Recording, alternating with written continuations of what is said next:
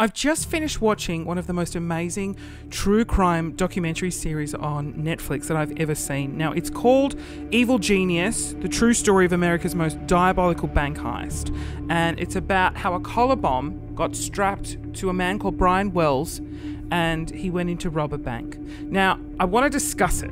So if you haven't seen it, I strongly recommend going and watching it. This video will have a bunch of spoilers, and I'm going to reveal a lot of facts that are already out there in the public. Not all of them. This film actually uncovered some incredible bits of evidence. But I want to talk about it because it's just one of the most amazing stories I've ever seen. It's so full on. 911, emergency. We just been robbed. We got him out of the car and cuffed him. I started hearing a beat. His eyes just got real wide. First up, I am 100% convinced that Marjorie was responsible and the ringleader and the mastermind behind this whole thing. Do I think it's a genius? Well, I think she's very, very smart. I just think there was a lot of holes in this. I don't ever think that it was just a silly way to rob a bank. I don't get her logic behind it. Unfortunately, she did pass away, and because she's just so crazy, she never admitted to it. And throughout the film, I honestly thought that in her mind, she loved committing crimes and getting away with it.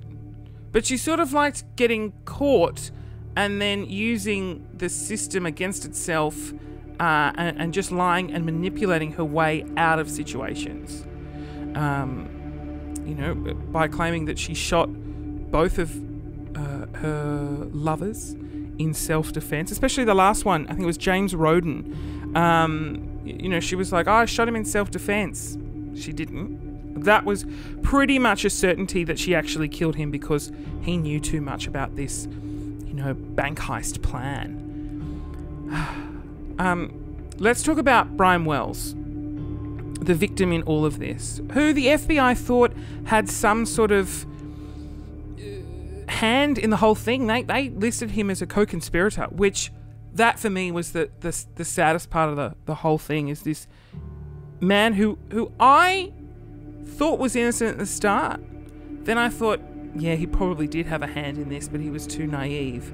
And then at the end, it's revealed that he had no involvement whatsoever. You feel bad for his family because they were so adamant that there is no way he was involved in this. And I'm always under the impression that you can never truly know somebody. Like, you can never truly know what someone is like. They can be beautiful and lovely to you, but behind closed doors, they can be scheming, they can be awful. You just never know. So watching Brian Wells' family tell the FBI that they were wrong, I thought was sad, but then I thought, no, why would the FBI be wrong? They obviously know something that they're not willing to divulge. He's obviously involved. If the FBI think he's involved, he's got to be involved. And then just that scene at the end with Jessica the prostitute. I cried. I thought that was the saddest thing. That moment when she says, he was involved because of me. He had no idea about this whole thing. He is the reason. No, I'm the reason he's involved. And I just felt awful. They paid her $5,000 to find someone they could clip this collar bomb to. And I just, the whole thing you suddenly have this realization, because it's the first time she's ever said this. Trey, who's the filmmaker, who's sort of the one that's really uncovered all of this, is kept in contact with Marjorie, has tried to talk to all the other conspirators since 2003. It's now, 2000, and I think that interview with Jessica was done in 2015, 2016. And, after 13 years, he's finally figured out that Brian Wells wasn't involved. Now, currently on Brian Wells' Wikipedia page, it has to change. It says here about the delivery driver. It says, according to law enforcement reports, Wells was allegedly meeting people he thought were his accomplices including Kenneth Barnes. Wells allegedly participated in the planning for the robbery, which included him wearing a fake bomb. If questioned, he was to claim that 3 black men had forced the live bomb on him and shotgun, which was his walking stick, which had the appearance of an unusually shaped cane, and 2 pages of handwritten instructions. Now I'm going to get to the instructions, and I am going to get to Bill Rothstein, because I think he really doesn't have much to do with this. What I find interesting, and what you find really sad, was when they found the bomb on him, they just... I don't know, like, not being a law enforcement officer, I mean, they had called the bomb squad. I just felt they just thought it was a fake bomb, so they didn't hurry. You just got this sense of this poor man has a bomb strapped to him, and then it starts beeping, and you're like, oh my god, it's real. And I just felt a lot more could have been done to save his life, and they just thought that maybe it was a fake bomb and he was trying to hold up the bank, but it wasn't. And then the footage they show, oh, it's awful. They pretty much show footage of this bomb going off around his neck, and you know, it explodes on his chest, and he didn't die instantly, and having to hear the recount, and then they couldn't get the bomb off, so they chopped his head off to get it off. And then you find out that he's actually innocent, and what they did to him, you understand why they chopped his head off. And then you understand why the family are like, how dare you? Like, that is the worst thing you could have done. We couldn't have an open casket funeral. We couldn't give our proper goodbyes to our brother, our son. And then after all of that, the FBI stand up there at a press conference and go, he was involved. As a family member, you'd be destroyed. And you really don't want to believe it, and you want to prove that he isn't.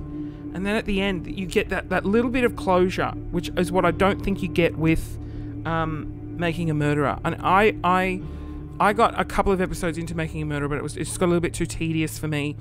But I didn't feel that sense of closure. Nor did I feel that sense of closure with... I'm not good with names. It was about the priest in the school, the keepers.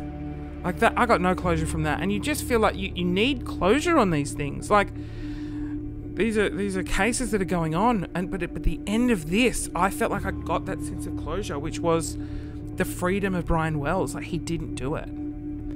Now let's talk about Marjorie.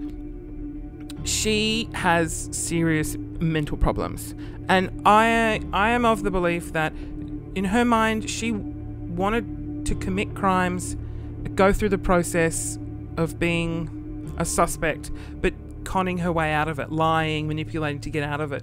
I felt like she enjoyed that. It just sounded like she did. You know, she was a master manipulator, and she sort of got off on that fact.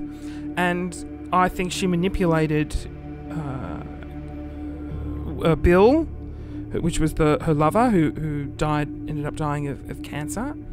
I think his involvement was because he was infatuated with Marjorie, and he finally found somebody that, you know, he could relate to, that he loved, and I think she sort of felt the same with him, but also manipulated him. You know, apparently 5 of her partners wound up dead. Gee, that's a striking coincidence. And as they say in this documentary, the police officers say, there is no coincidences in crime. Things aren't just coincidental. Which is why I also found it really weird that the murder of James Roden, who was Marjorie's first lover, who was supposed to be the getaway driver, the guy in the freezer, right?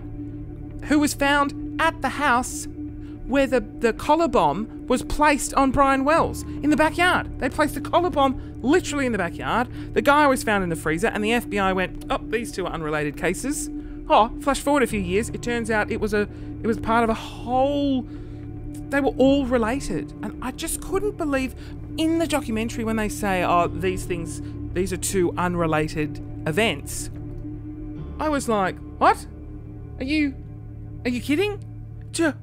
Like, these are crazy people. There's a crazy collar bomb story. There's a crazy man in the freezer. And you're saying these are unrelated? This is a massive coincidence that someone delivered a pizza to the back of their house? So bizarre. And then, so they have the body in the freezer, right? That's because Bill's called the police with the body in the freezer. Now, I don't know why he's called the police. Maybe he's had a fight with her and he's really mad and the whole thing's unraveling. The bomb didn't work. They don't have any money. They've got a dead body in the freezer and they don't know what to do. And he's like, he comes to the realization that he's been manipulated so much by her that he's got no way out of this, and it's going to look, he knows Marjorie is going to somehow twist it so that Bill has killed James, who's in the freezer. And so he calls the police. He goes, I'm just going to call the police. I'm going to say she's crazy. She's a major manipulator, which he says on the call. And he's not willing to divulge information on this call. He just wants to get this information out and the police to come and charge her and arrest her and be done with it. But in doing so, doesn't realise that he's actually quite heavily involved. And then they ended up questioning the fishing buddy, Ken Barnes. Oh. And then they question him, and then Ken's like, oh yeah, she wanted to pay me to kill her husband, but I would never do that.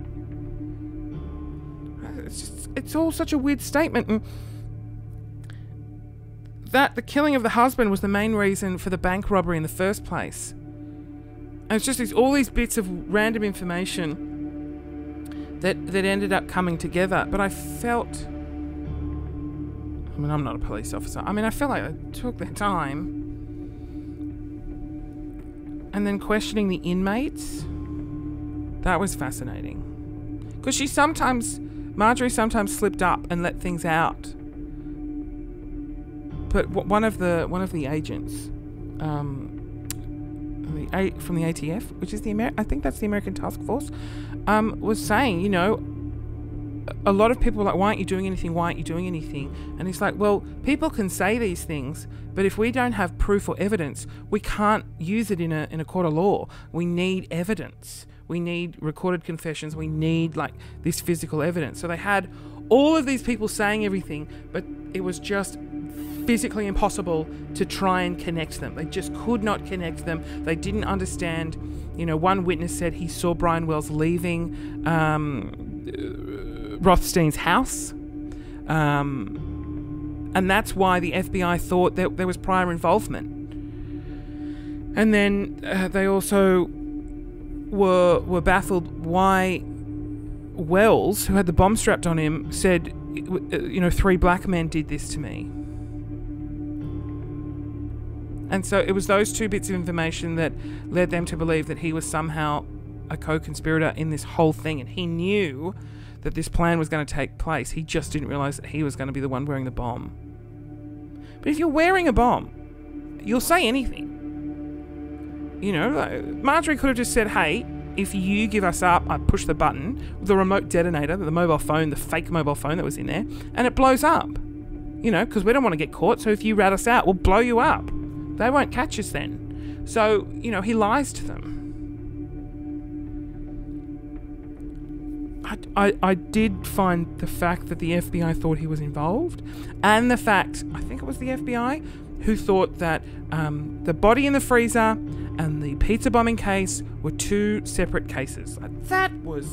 Come on, that was totally the same. Whoa, even I could be like, no, there's something linking them all together here. That's so stupid that you wouldn't even explore that. I want to get to Jessica. I've written her name down. Hold on. Jessica Hoopstick, the prostitute, because her involvement in this, it just didn't. I was like, oh, she's just a prostitute that knew Kenneth Barnes, who was the fishing buddy, and happened to know Brian Wells. Right? That was, again, people like coincidence. No such thing as coincidences.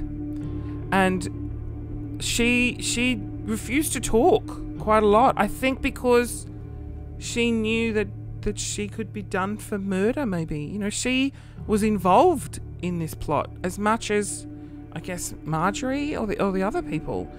And it's such a powerful clip in that last series that she's sitting in the car. She takes this deep breath in and she hits you with this just bit of information that I never thought would ever happen ever. And she says, I was asked to provide somebody I thought would be easy to manipulate, to put a bomb on. She was paid $5,000. She offered up Brian Wells, and he had nothing to do with this. And I think she just felt ultimately so guilty for his death, which, sadly she should have, because she is literally the reason. Well, they're all the reason why he died, but she gave his name up. She was like, use him. He'll be good. He won't do much. He's a pushover. And she just looked devastated. And then you felt so bad for the family, who were right all along.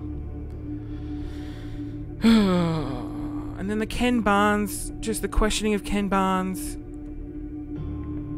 I actually would like to watch it again. Knowing what I know now,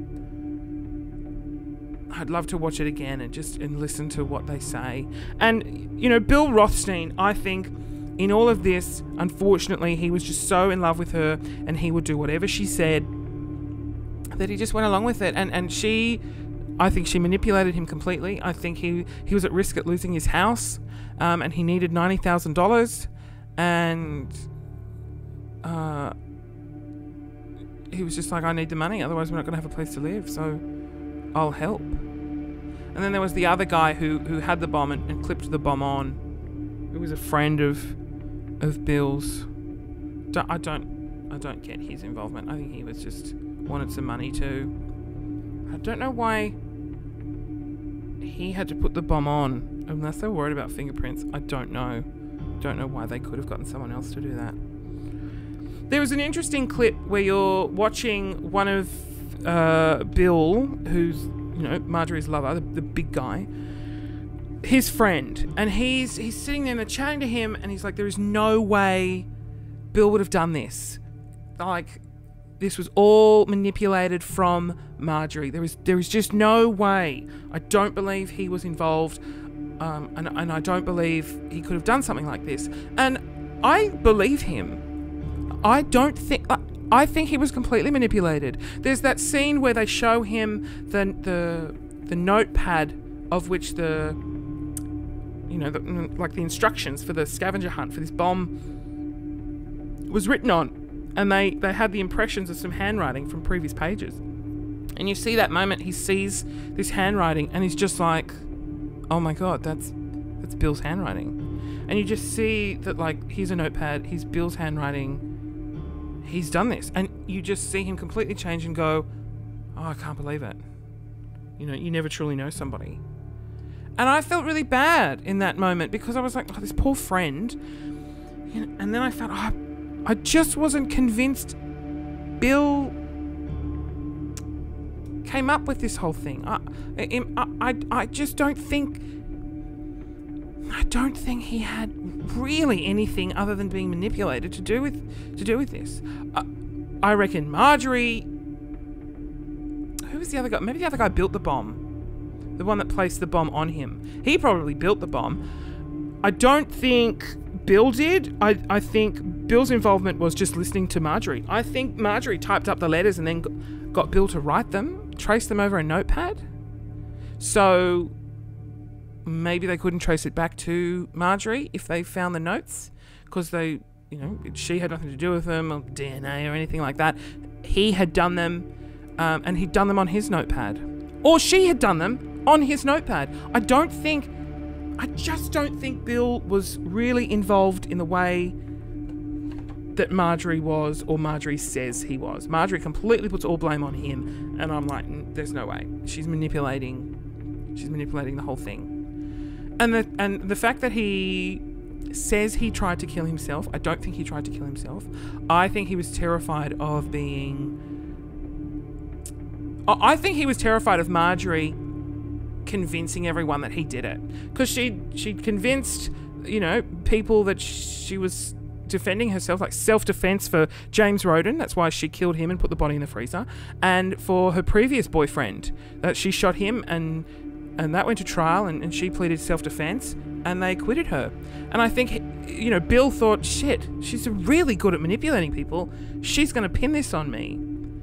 And so I think that's why he sort of came forward in the end and explained how James Roden died. And I think he thought that the police would make the James Roden body in the freezer case separate, and they wouldn't realise that they were the pizza bombers.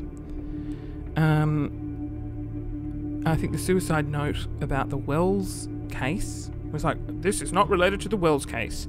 I think that was, in my mind, Marjorie manipulated him to cut his wrists and leave the note, and he didn't kill himself. He was never supposed to. I think it was just a way of trying to convince the police that this was in no way related. It's just such a fascinating case, and such a weird way to rob a bank. And the fact that the bombs went off, it was always, I think Brian Wells was always going to die in some way. Whether it was with the bomb or whether they'd kill him at the end, I think he was always going to die. Because he'd seen them. He delivered a pizza. And it's interesting listening to the phone calls that Trey makes. So Trey's the filmmaker who ultimately solves a couple of key questions. The blue van that links Marjorie and Bill to that final destination where the cop sees the blue van, and the Jessica, the prostitute. She confesses to him. So he ultimately solves some pretty key elements of this case. But in the phone call where Marjorie doesn't realise she's implicating herself by saying, Bill wanted to pay for the pizza, or and there were 2 timers, just things like that. 2 timers in the bomb. You're like, well, how do you know that? And I think it was Kenneth who was saying, Bill was, he asked for money to pay for, were we going to pay him for the pizza? Which is a clear indication that he had no idea what was going on. Because if he knew, he would have just, left the pizza in the car and come around and gone, okay, what's going on? What are we doing here? What a case. And good on Trey for putting in those hours and having that relationship with Marjorie. And you know what? Who deserves a shout out? The lawyer Trey gets for Marjorie toward the end. Wasn't that the most frustrating clip to watch? Because she just wouldn't shut up. She kept talking at him, and that lawyer had the patience of a saint, couldn't get a word in edgeways, and she just went off on her ramblings, which just made me think that she was trying to manipulate him. She was trying to just say shit, and you just don't believe her in the end. Oh man. If you're into a lot of crime stuff, this one isn't really crime, but it's incredibly fascinating. I think it's called The Voyeur Hotel. It's on Netflix too, and it's a documentary movie about a man who buys a hotel with the intent to spy on his guests, and he gets away with it, I don't know, for 30 years. And then he tells his story to a very, very reputable New York Times journalist. And I won't tell you what happens, but through the course of filming this documentary, things change and things get weird, and it's quite fascinating.